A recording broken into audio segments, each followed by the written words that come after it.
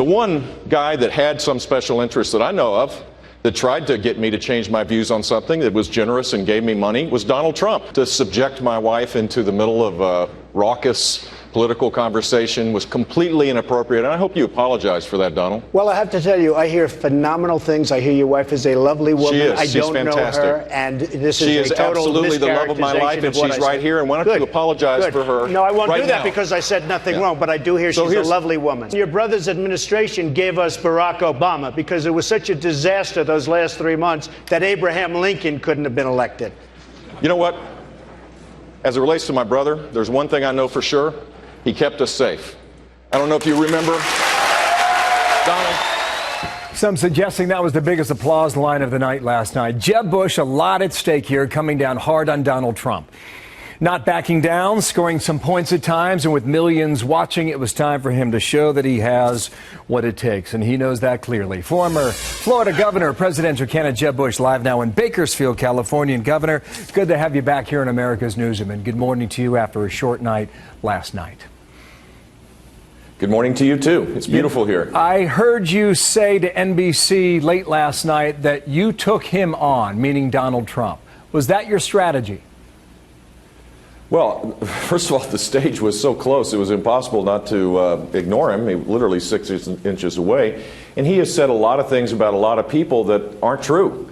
And I think you have to show that you've got the mettle to be president of the United States. And last night I got to talk about the issues I'm passionate about. And I took him on for sure.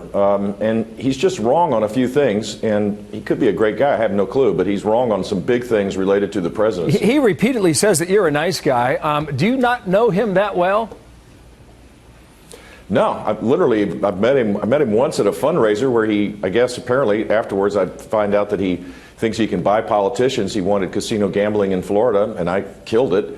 And then I met him once at the Doral at the golf tournament where I was the honorary chairman of the PGA Tour. That's it. Wow. You wanted an apology for your wife, who was sitting there last night, and you did not get it. What did you think of that? Look, the simple fact is disparaging people's family isn't going to get him elected president of the United States. I'm proud of my wife. She has been a great first lady of the state of Florida. She focused on drug prevention, on domestic violence, and the arts and education. She's a great American, and to have all these dog whistle terms that make it sound like we're, one group of Americans is different than the other, that's not Reagan-esque, that's not America, that's not good. We have to win, we have to unify people, and so I think it would have been smart for him to apologize, but look, it's Donald Trump. What can I tell you?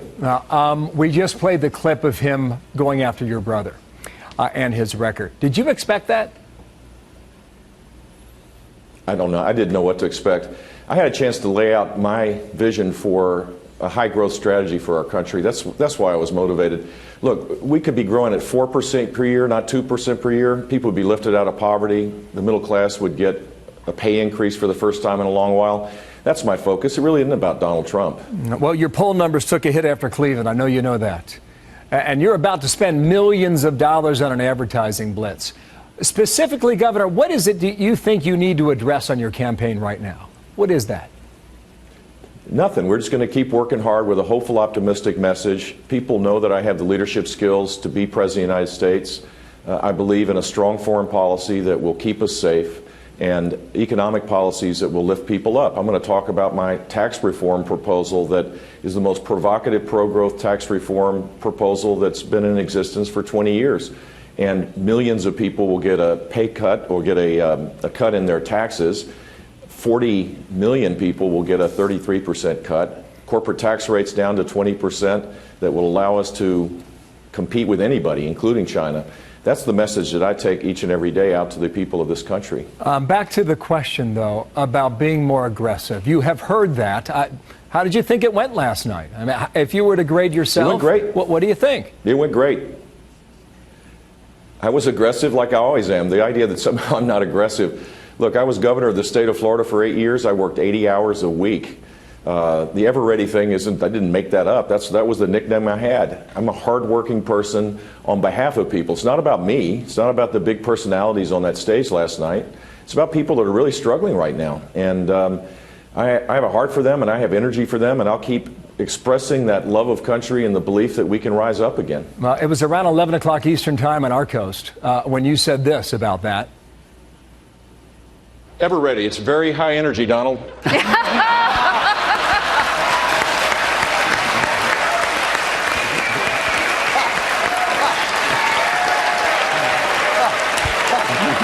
Now, in all honesty, Governor, had you been working on that line? No, I didn't think that would come up. That's kind of hard to practice, but it just came to me that the Florida Department of Law Enforcement called me that for a reason. They called me that because I outworked them. You know, that's just the nature of my being. I've worked every day of my life. I've never taken a week off since I got married, which was when I was 21 years old and 10 days. This is just who I am, and the notion that somehow I'm low energy is totally ridiculous. Yeah, what you said is kind of like performance art, and others may argue that it takes more than just one-liners and zingers to be the President of the United States. Now, you were on that stage last night in the ring. I mean, what did you think of the format? Were you okay with it or not? Look, it's 11 people on a stage for 3 hours or whatever it was. It was pretty long, I guess.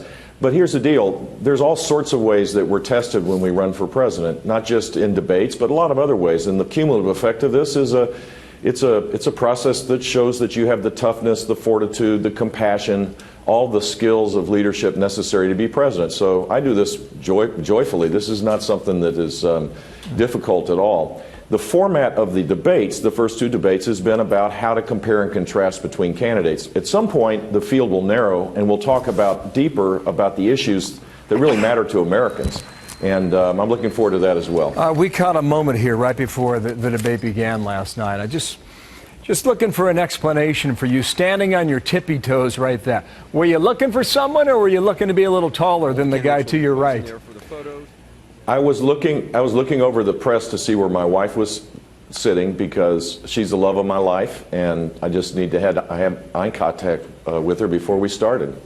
You've been married 42 years. That's the kind of thing you do. Yeah.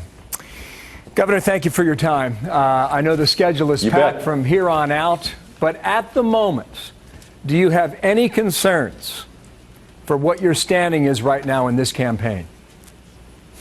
Not at all. I'm excited about where we are, and I know where we're going, and I'm going to be the Republican nominee, and I cannot wait to take it to Hillary Clinton or Bernie Sanders, whoever it is.